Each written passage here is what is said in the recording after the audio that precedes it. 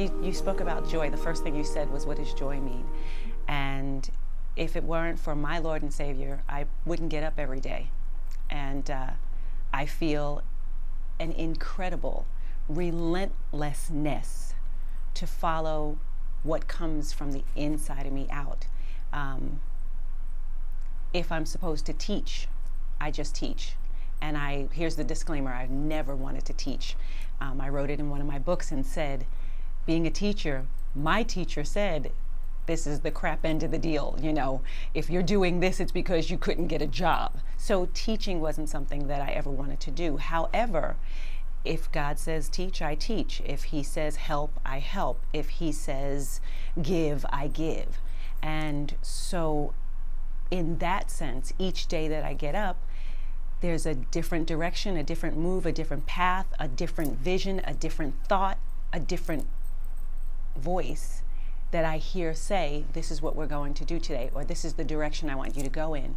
And because I believe in God and Jesus is my Lord and Savior, when it's time for me to go home, I want my file cabinet to be empty. And that means that no matter what I have to do here to get it done, to get it finished, I'm driven to get it done.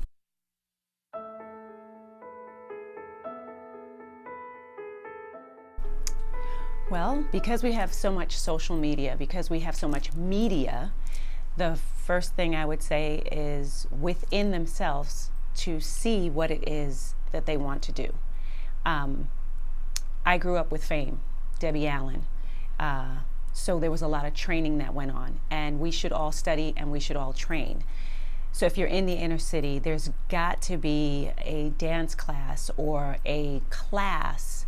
And even if it's not in your rec centers or in your community, you can YouTube it. You can YouTube and say, this is what I want to do, and research it. So start there to see who is doing that. Then fine tune it to your location, where you are, and then seek those people out because they do exist, and know that you're not alone.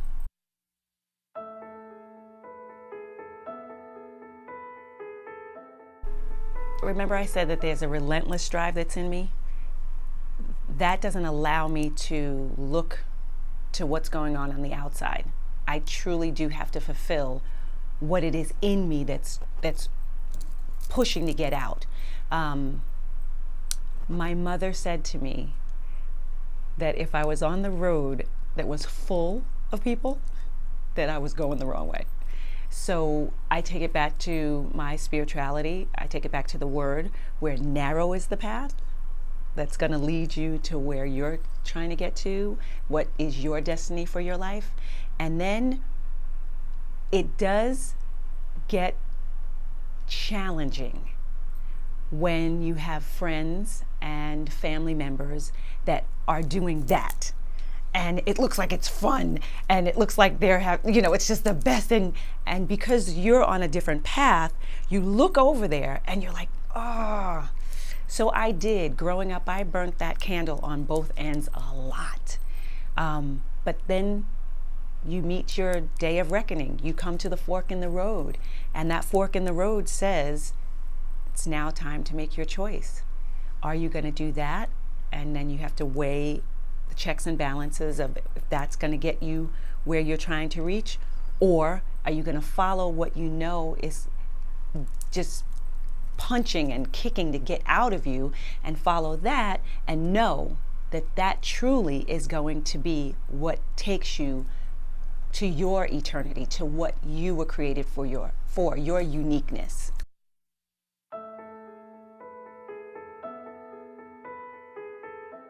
Health and wellness, how important is it? Extremely important, because without my health and wellness, I am unable to get the things done that I need to get done.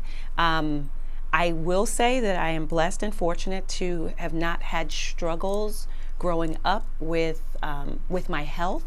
And as I've gotten older, I have had to reel things in. So when I was younger, I was in dancing school. I was very active all the time. So I was always in shape, so to speak. As you get older, you slow down. And so I wasn't as in shape. And so when I got ready to do something, I was like, whoa, hey, this is kind of rough. So I had to actually put workouts into my life. So that was a challenge that I was not used to. And with that challenge came my vegan transformation, because food plays a huge part in your wellness and your fitness. So I made that shift, I made that transfer, and that has been a huge blessing. It actually has given me back life. The doctor told me last week, you've rewound the clock of time. I was like, yes, yes. So is that easy for me? In some ways, yes, because I call myself a realist.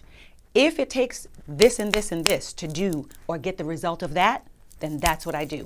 Do I know that there are the temptations on this side that say, hey, we'd really like to do this? Sure. But if it's going to cost me 3 days to recover, then I have to hard knuckle myself and say, no, you can't do it. So the reality is I'm as tough on myself as I would be to any of my fitness clients.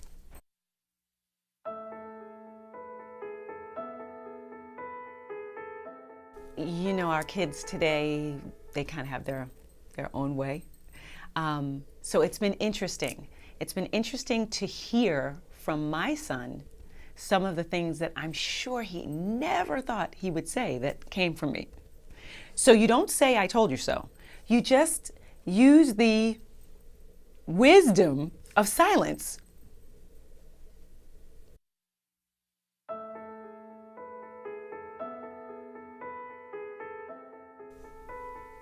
Yeah, gingerly. Because I like to travel, it does help that on that most exhausted day after working, I will still pack the suitcase and run back east so that I can spend a few days with mom.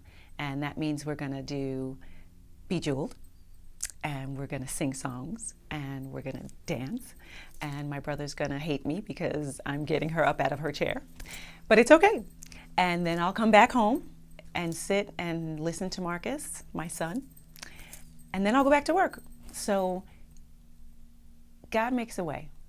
He makes a way out of no way, and he gives me strength unspeakable at times. So yeah, gingerly.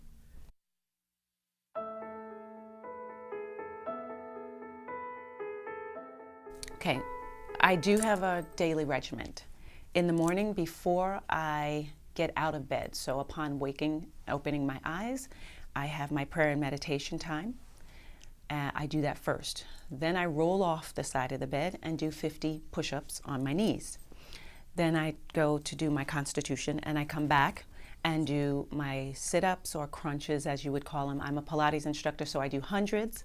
I do lower abdominals, I do upper abdominals and rectus abdominals, and then I make up the bed and start my day.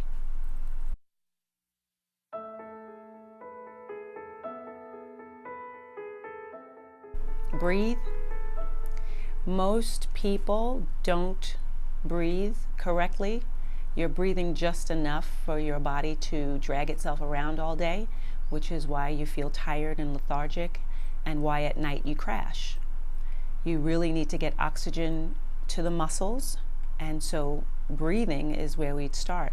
And I love Pilates for that because it teaches you how to breathe. You just need to get air into your diaphragm.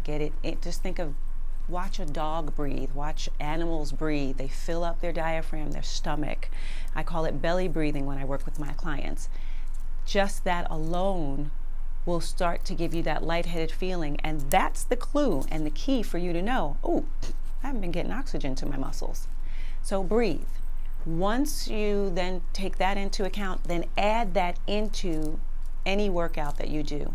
You definitely want to start with some cardio and some strengthening, and balance the two of those. Do one cardio exercise and one strengthening exercise. Cardio could be walking, jogging, running, any of the pieces of equipment at the gym that you might be on, and then strengthening exercises. Like I said, I started with push-ups. You can do weight resistance with your own body, which is mat work, or you can again go to the gym and use a piece of equipment there. Any presses, any leg presses, arm presses, any of that stuff for strengthening.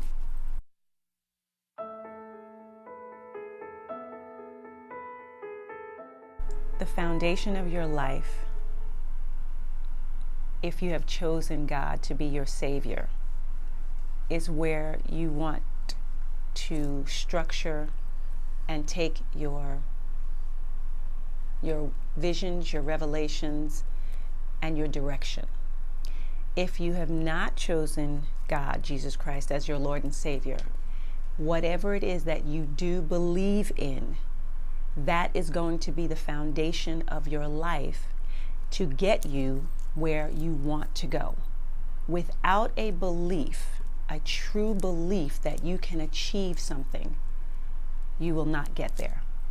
So you must have a belief, a foundation in yourself, of yourself, for yourself, that you can and will achieve the things that you're feeling are driving you from the inside. I'm MarQue Munday, and this is my chapter and verse.